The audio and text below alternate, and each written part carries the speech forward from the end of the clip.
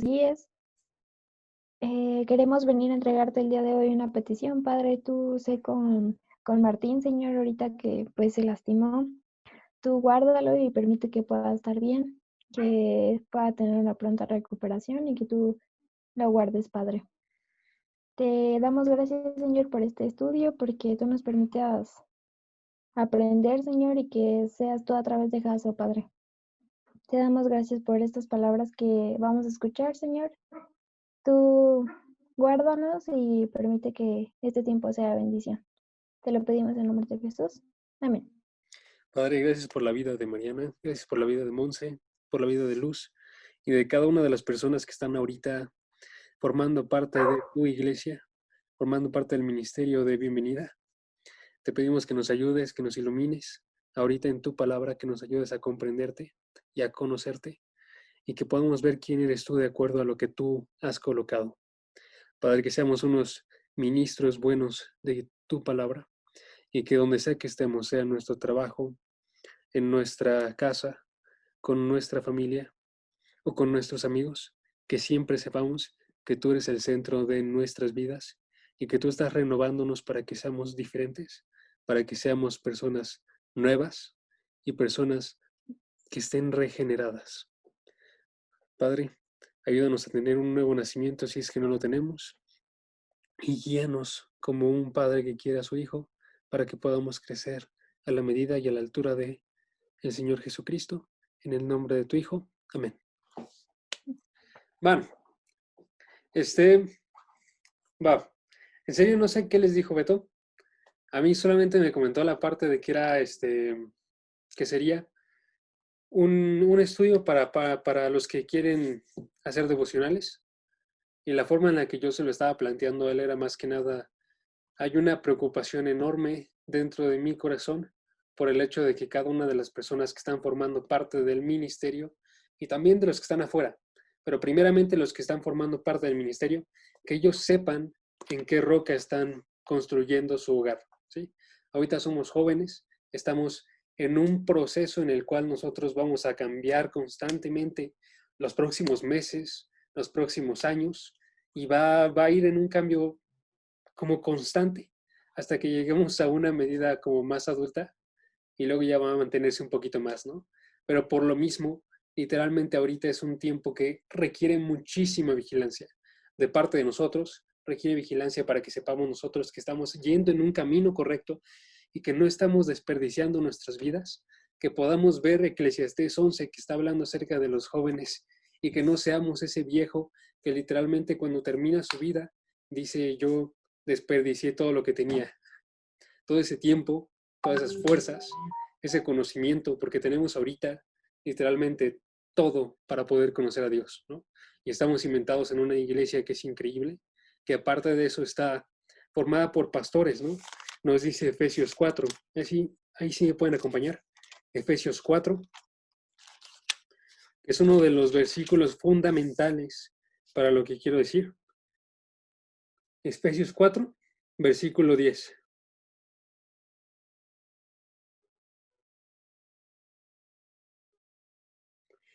El que descendió es también el mismo que ascendió mucho más arriba de todos los cielos, para poder llenarlo todo.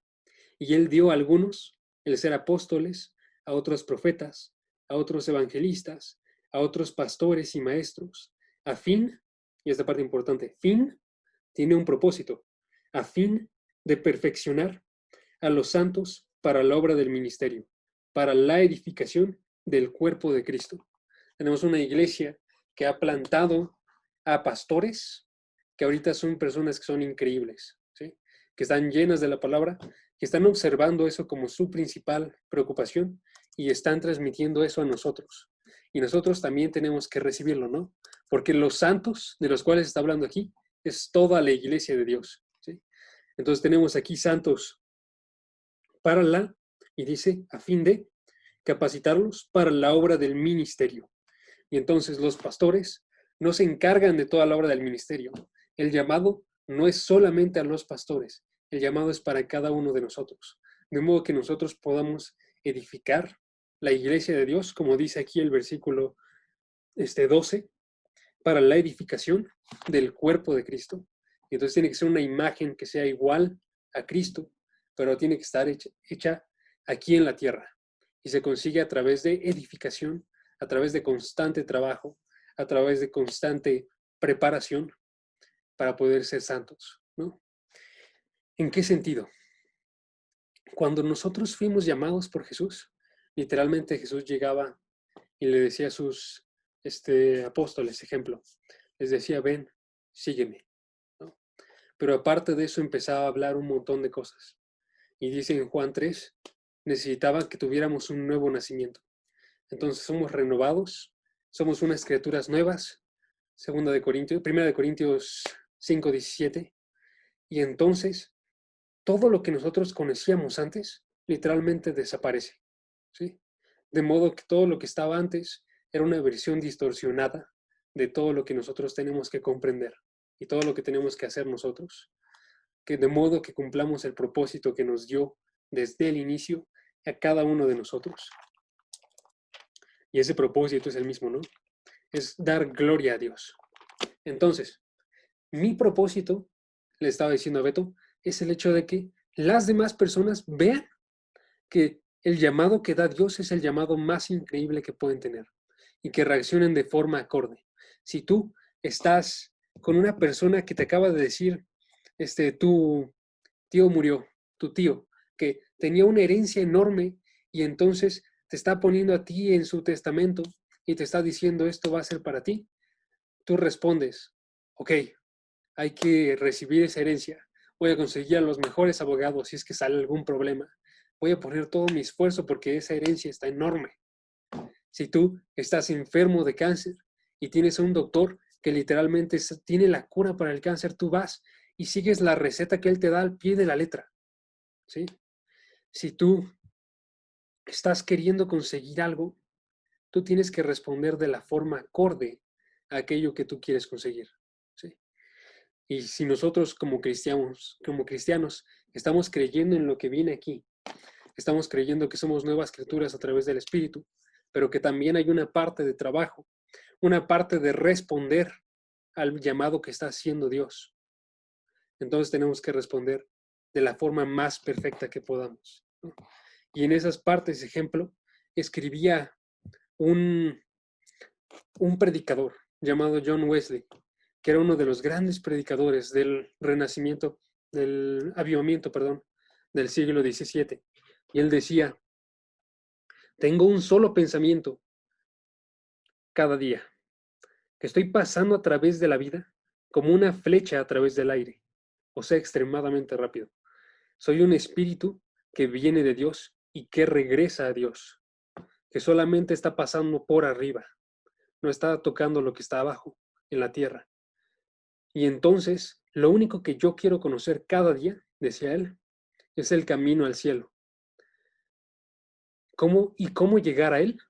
Seguramente. ¿Cómo llegar a él? Con cuidado. ¿Cómo llegar a él y quedarme ahí? ¿No? Dios mismo ha condensado, ha hecho todo su conocimiento tan grande y tan fuera de nuestro alcance. Él lo ha puesto de forma que nosotros podamos entenderlo, ¿no? Y lo ha condensado para enseñarlo de esta forma, por mi propio fin, para que yo llegue al cielo. Él ha escrito, es un libro, nos ha dado el libro sin ningún precio. Pero entonces dice, este libro que tiene el mayor valor, Él lo está dando sin ningún precio.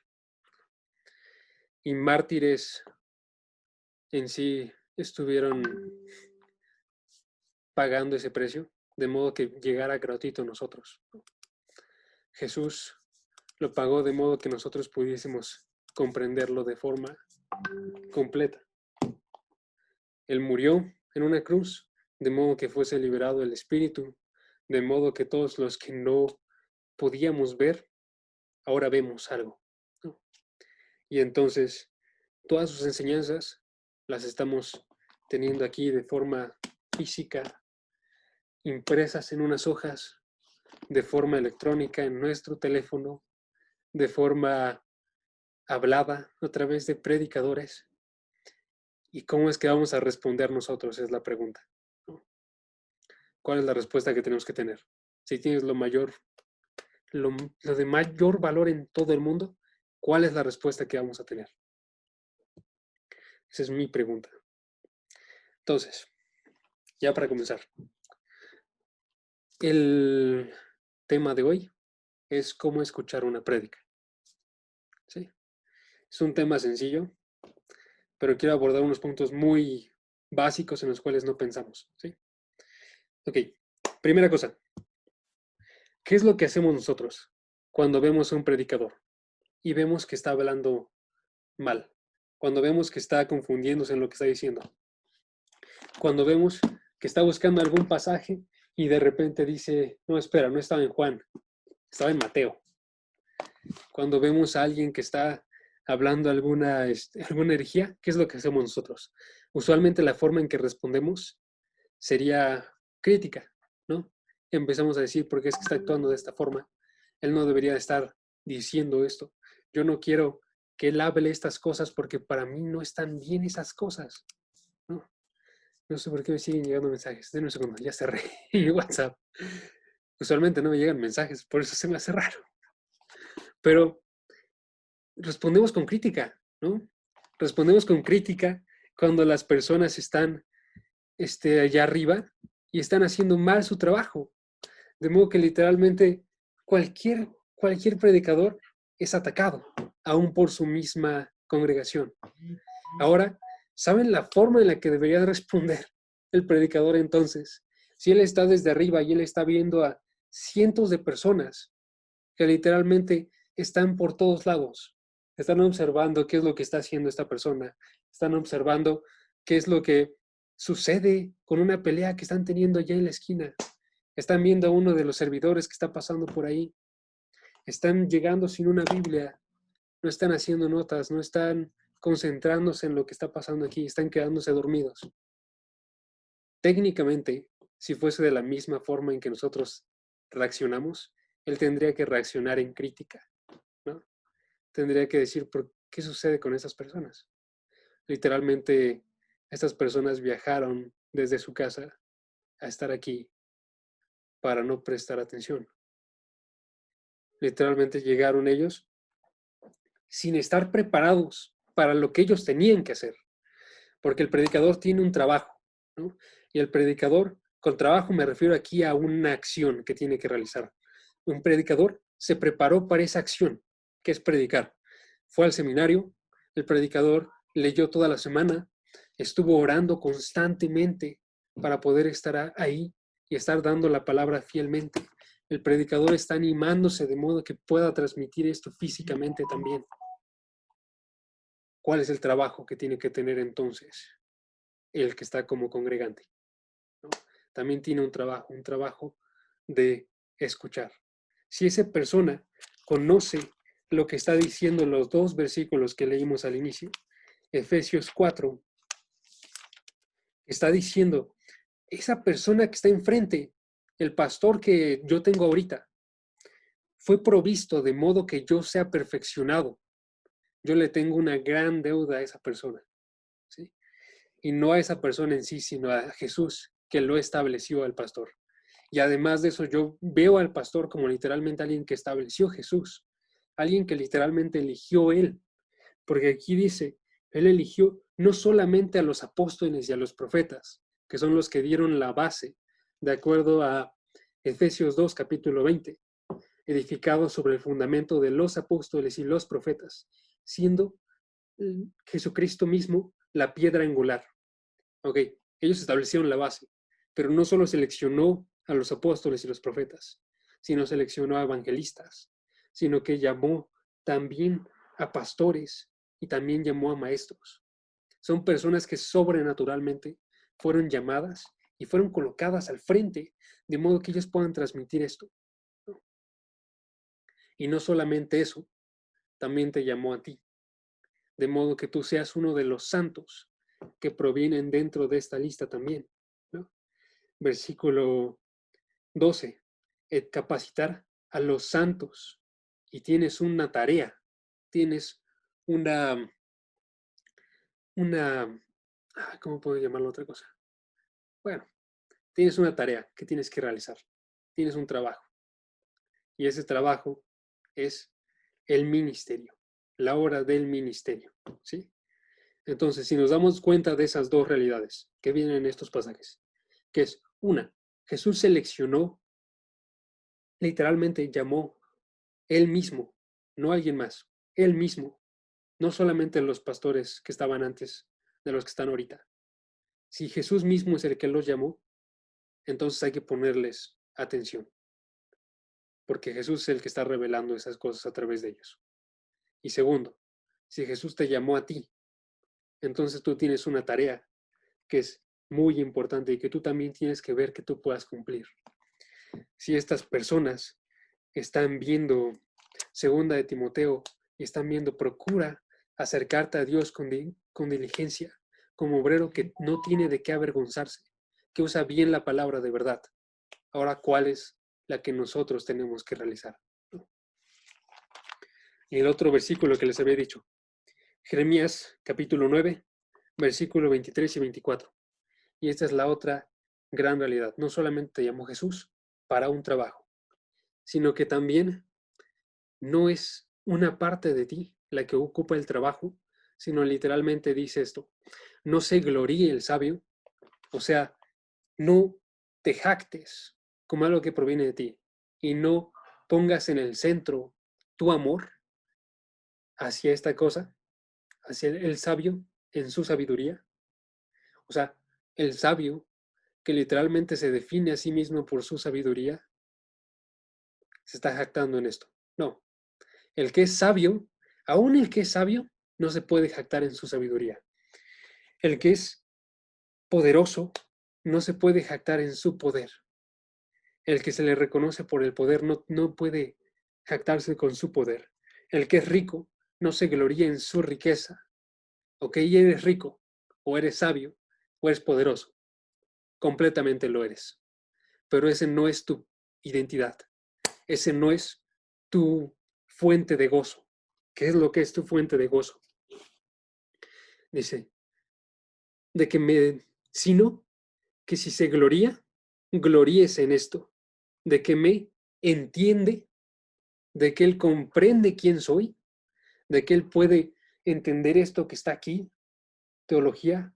Teología literalmente significa discurso de Dios, palabra de Dios, y que me conoce, me entiende y tiene una relación conmigo. Y está separando esas dos cosas, ¿no? Me entiende y me conoce. Y esas dos cosas son esenciales. No es solamente esencial que tú seas una persona piadosa, una persona que está diciendo que ama a Dios. También es esencial que tú comprendas con tu mente, intelectualmente, todo lo que viene aquí. Y no solamente es que tú comprendas intelectualmente y que vayas a escuela y que leas un montón de libros, sino también tienes que conocerlo y tienes que amarlo puramente. Y están unidas esas dos cosas. De modo que el que, el que comprende esto, que sabe un montón de teología, en verdad, si no tiene una relación con él, en verdad no sabe absolutamente nada. Y el que le ama, pero no comprende nada de teología, no le ama. Dice en otros pasajes, aquel que me ama guarda mis mandamientos. Para guardarlos primeramente tendrías que conocerlos.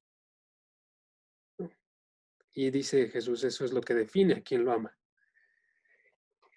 Y luego algo más cool. Dice el versículo, yo soy el Señor que hago misericordia, derecho y justicia en la tierra. ¿Qué define al Señor? De acuerdo a sus propias palabras en este pasaje. Misericordia, esa es la parte de su amor que se limita de estar poniéndonos ahorita en nuestro castigo que merecemos. Derecho, que eso hace referencia a su perfección, hace referencia a que Él es la persona que está más, que es la única persona perfecta, de hecho. Y justicia, que literalmente Él se maneja con justicia en todo lo que realiza. Y esos tres atributos son generales para definir su santidad, que Él está separado de todo lo demás. Y dice, porque en estas cosas me complazco. Entonces, hay que entenderlo, hay que conocerlo de acuerdo a sus propias palabras, porque termina el versículo, de acuerdo a esto yo me complazco. Yo me complazco que las personas se gloríen porque me comprenden, porque me entienden, porque es de acuerdo a lo que yo he trazado para que ellos me entiendan. Esta palabra no solamente la escribió el apóstol Pablo, no solamente la escribió Juan, Pedro, Lucas, Marcos, no solamente la escribió Isaías, la escribió, dice segunda de Pedro, el Espíritu Santo, inspirando a las personas, de modo que ellas escribieran exactamente lo que Dios quería que ellos escribieran, formando a las personas, llevándolas a través de su vida, de modo que no se separara esto en lo absoluto de lo que Dios quería.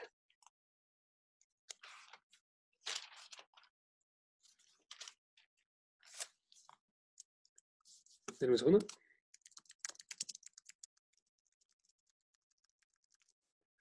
Eso está, segunda de Pedro, capítulo 1, versículo 20, que dice, pero ante todo, sepan esto, que ninguna profecía de la Escritura es asunto de interpretación personal.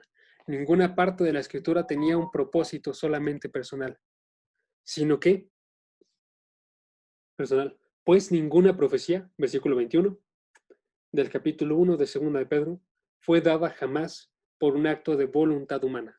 Reafirma, no fue por la voluntad de la persona solamente, sino que hombres inspirados, y aquí inspirados significa exhalados por el Espíritu Santo, hablaron de parte de Dios. Exhalar como un aliento que surge cuando alguien está hablando. Donde estaba diciendo, la palabra profética más segura dice, no vino por un asunto humano, no vino por voluntad humana, dice, sino que vino inspirada por el Espíritu Santo, que hablaron de parte de Dios, ¿no? Entonces, ¿qué es lo que sucede en la interpretación de la Biblia? Es que cuando los escritores escribieron en su momento, ellos no estaban solos, no habían vivido una vida que había sido como sin sentido y de repente llega el Espíritu y los cambia de modo que ellos ahora escriban algo correcto, sino que literalmente toda su vida forjó quiénes eran ellos, de modo que ellos pudiesen dar una palabra correcta. Ahora, eso nos dice que todo este libro tiene un solo autor, tiene una sola persona que estaba guiándola a través de todo. Y esa persona era Dios, de inicio a fin. Y forma una historia que de inicio a fin tiene un solo propósito.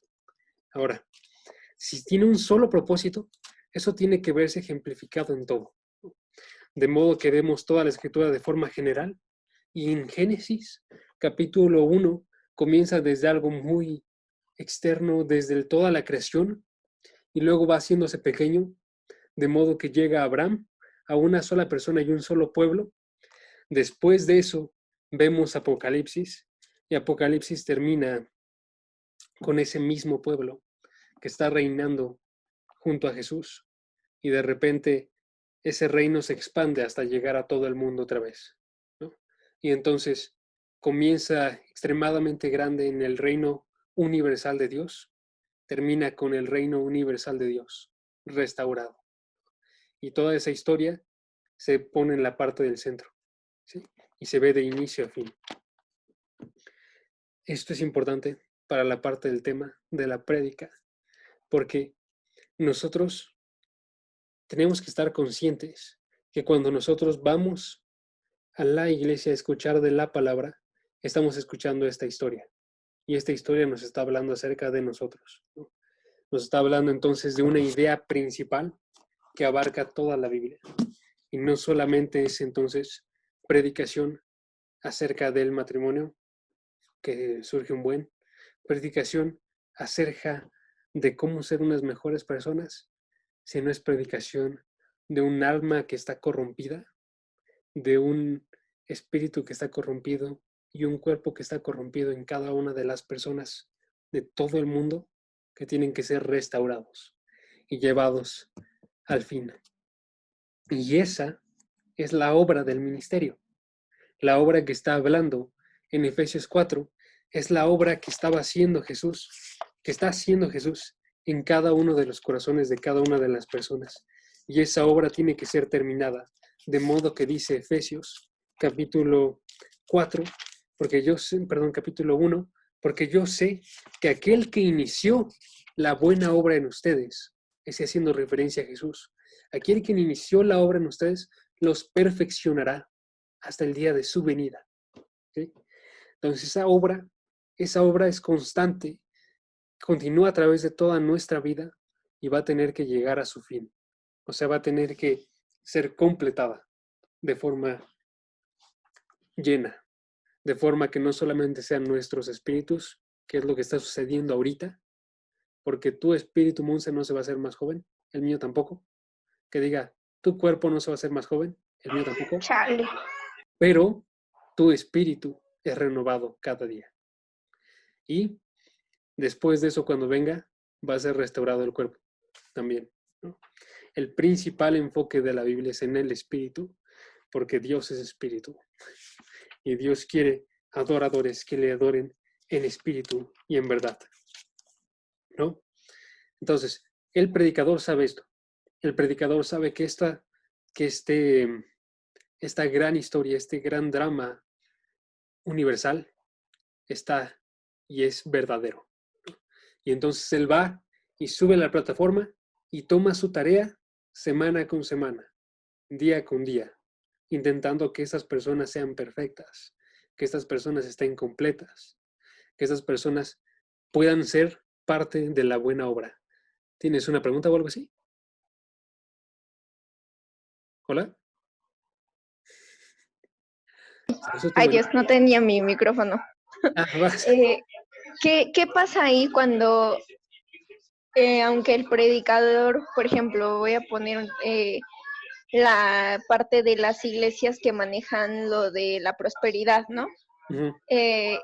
Este predicador hace su tema, hace su prédica, pero esto es lo que él cree, pero yo que lo estoy recibiendo, o sea, esto para él es su verdad, pero yo que lo estoy recibiendo, ¿cómo puedo reaccionar a eso y realmente abrirle los ojos a las personas y decirles, sabes que no estás yendo por el camino correcto? O sea, aparte de orarlo, pero ejemplo, está mi familia dentro de esa iglesia y yo poder decirles, no estás yendo por el camino correcto, esa no es la verdad que trajo Jesús. ¿Cómo se las puedo yo o cómo se los puedo yo decir a ellos? De forma muy sencilla, es aquello que define a un buen predicador de un mal predicador. Es el hecho de que esté predicando la palabra de Dios, ¿sí? Es el hecho de que él esté manteniéndose fiel. Entonces decía 2 Timoteo, procura presentarte a Dios diligente, como un obrero que no tiene de qué avergonzarse, que maneja bien la palabra de verdad. Entonces tiene que manejarla bien, ¿sí? Si tú ves ese tipo de situaciones en las cuales hay un evangelio de la prosperidad, dice Gálatas, ese no es un evangelio de verdad, ¿no? Ni siquiera es un evangelio. Entonces, ¿cómo es que tienes que reaccionar tú?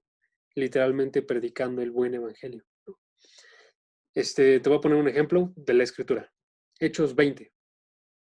Está Pablo y le está hablando a los ancianos de Éfeso y les está diciendo, tengan cuidado de sí mismos y de la doctrina, y de Hechos 20, capítulo 20, versículo, está, 28. Tengan cuidado de sí mismos y de toda la congregación. Congregación, o sea, de todas las personas que están debajo de ellos, en medio de la cual el Espíritu Santo les ha hecho obispos para pastorear la iglesia de Dios. Y luego les dice en el versículo 30, ¿por qué? Porque de entre ustedes mismos se levantarán algunos hablando cosas perversas para arrastrar a los discípulos. Por tanto, estén alertas, recordando, y empieza a mencionar su ministerio. Salió luz, ahorita regresa. Recordando que por 3 años de día y de noche no cesé de amonestar a cada uno con lágrimas. Esa es la parte del ministerio de Pablo, cómo reaccionó con ellos. Y los encomiendo a Dios y a la palabra de su gracia. ¿Sí? Entonces, ¿qué dice esto? Los ancianos tienen que ser unos buenos pastores, por supuesto. Ahora, si no lo son, ellos no tienen excusa, porque la forma en la que reaccionó Pablo fue amonestándolos, fue recordándoles 3 años de día y de noche, con lágrimas, hablándoles a ellos. ¿Sí? Entonces, ¿qué haces tú? Tú les hablas con un sentido de verdad, sin parar. Aquí dice Pablo lo hizo 3 años con la palabra y estuvo, una vez que termine ese periodo, dice, ok, ya no me van a volver a ver ustedes, pero los encomiendo a la palabra. Entonces da un último, vean la palabra, vean que esta dice, es la palabra de su gracia, que es poderosa para edificarlos y darles herencia entre todos los santos. Y entonces vemos la palabra, ¿sí? La parte que les quiero dejar es que literalmente cualquier predicación tiene que estar basada dentro de esto mismo. Entonces un predicador tiene que conocer eso al frente y tiene que estar haciéndolo de forma constante. Y tenemos muy buenos predicadores que están haciendo eso. En el caso tuyo va a tener, bueno, no sé si sea tuyo, pero en el caso que tú estás diciendo es que tú seas la que lleva la palabra. Si es que es tu caso, no sé si es tu caso. No sé si responde la verdad, la palabra. Sí, o sea, la verdad sí, porque sí, en algún punto fue mi caso Ajá, y sí no sabía cómo reaccionar, ¿no? Yo los veía y ellos decían que, pues sí, que esa era la verdad y que al contrario, no era mi familia, pero eran amigos de mis papás, ujú, que realmente los llegamos a apreciar como familia y los ves y dices que no puedes estar así, o sea, no puedes estar creyendo que esta es la verdad cuando ya sabes lo que es la verdad. Te sí, estás dejando engañar, otra vez ese velo se está poniendo en tus ojos y tienes que regresar a exacto, quitártelo. No puedes estar así. Pero sí, exacto, Jason, muchas gracias. exacto. Lo que necesites. Y todo literal, todo guía la palabra, ¿no? La forma en la que habla Pablo aquí, literal, unos versículos antes. Dice, versículo 26. Por tanto, les doy testimonio en este día de que yo soy inocente de la sangre de todos. Y dice, pues no rehuí declararles todo el propósito de Dios. O la RBR dice, todo el consejo de Dios. Entonces, ¿qué es lo que hace que tú cumplas tu tarea? Porque va a haber quien lo va a rechazar. Eso es una realidad que tenemos que saber nosotros, todos. Pero tu tarea es predicar la palabra y toda la palabra, no solamente parte de la palabra, sino que literal puedes decir como Pablo, no rehuí de declararles todo el propósito de Dios, todo el consejo de Dios aquí. Y eso implica que tenemos que saberlo todo, ¿sabes? No sabemos todo lo que está en la mente de Dios, pero sabemos lo que Él quiso que nosotros conociéramos. Sí, sí, ¿Qué súper sí. estaba diciendo? Un solo propósito, ¿no? Entonces, de inicio a fin tiene un solo propósito. El que está predicando delante tiene que saberlo. Si no lo sabe, él no es un pastor, de verdad. ¿Sí? Este, nada más para terminar con la idea de lo que dijiste. También me ha pasado a mí, ¿sabes? Hace no muchos meses, de hecho, literalmente me pasó que tuve una conversación con una persona que para mí era muy respetable. Y la plática era acerca del sufrimiento. La plática era acerca de si nosotros estamos o no llamados a sufrir. Y entonces esta persona estaba diciendo, yo sé que no estamos llamados a sufrir, ¿no? Y entonces le dije, ok, pero ¿has checado estos versículos que dicen, ejemplo, Romanos 8, ¿seremos coherederos con Cristo? Sí, o sea, hay una condición, sí, es que padecemos juntamente con Él. ¿Has visto estos versículos que dicen, no se les dio solamente el conocerlo, sino el sufrir por Él? ¿Has visto estos versículos? Y continué, ¿no? Varios versículos, versículo tras versículo, que hablan acerca de que estamos llamados nosotros como cristianos a sufrir también por el nombre de Dios y que es algo que nos debe de dar también felicidad. Ejemplo como los apóstoles que dijeron, fuimos vistos como dignos de sufrir por Dios. Y la forma en la que me respondió fue completamente inesperada, porque literalmente me dijo, yo no veo esto, yo veo estos versículos que me dicen que yo estoy bien con Dios. Y yo le dije, pero esto que te estoy diciendo no es mi opinión, está también en la Biblia. Y me dijo, esa no es la verdad que yo veo. Tenemos que estar conscientes.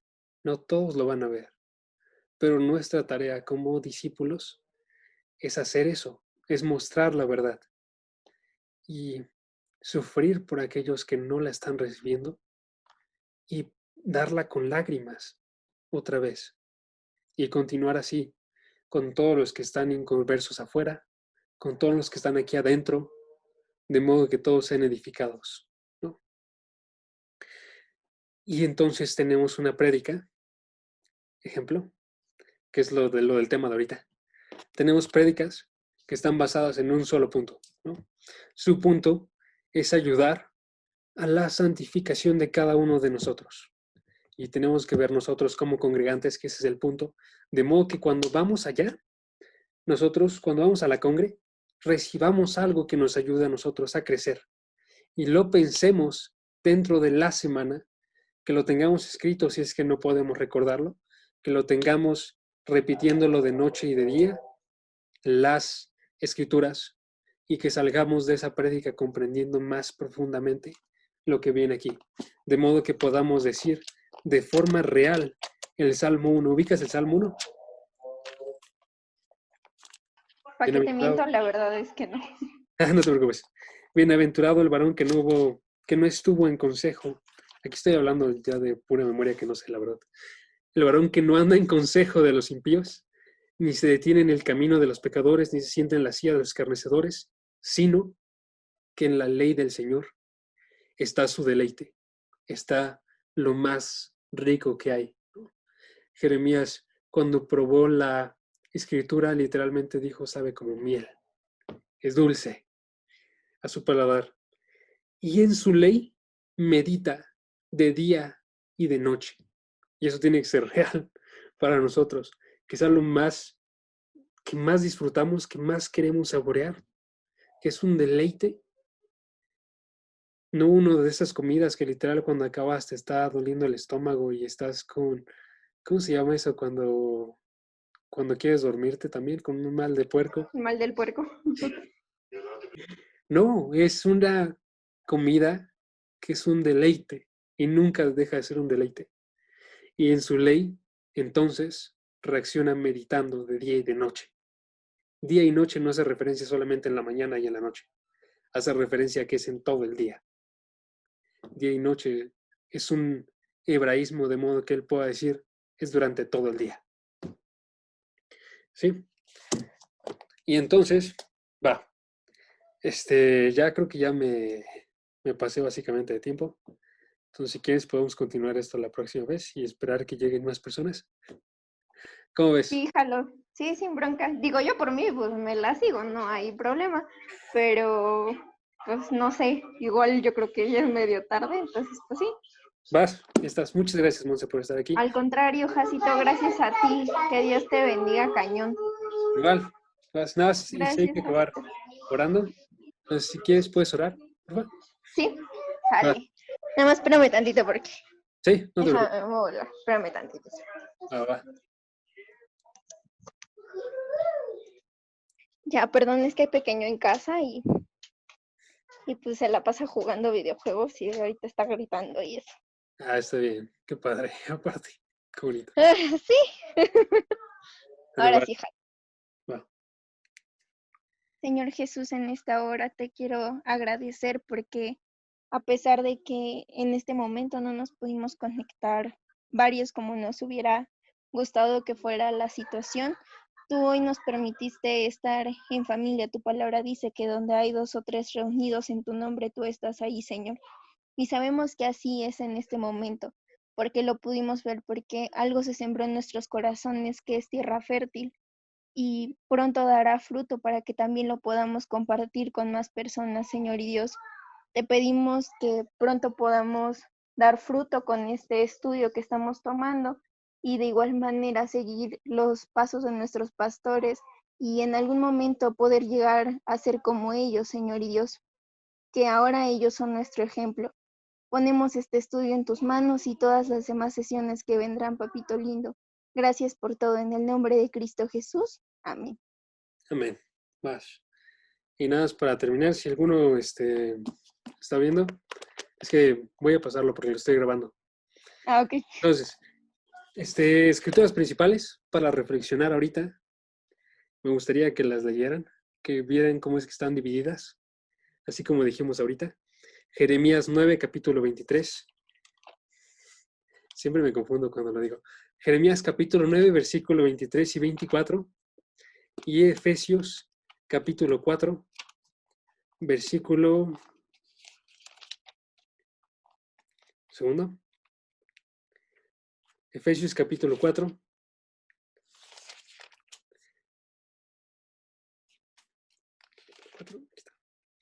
Efesios capítulo 4, versículo 10 y 11.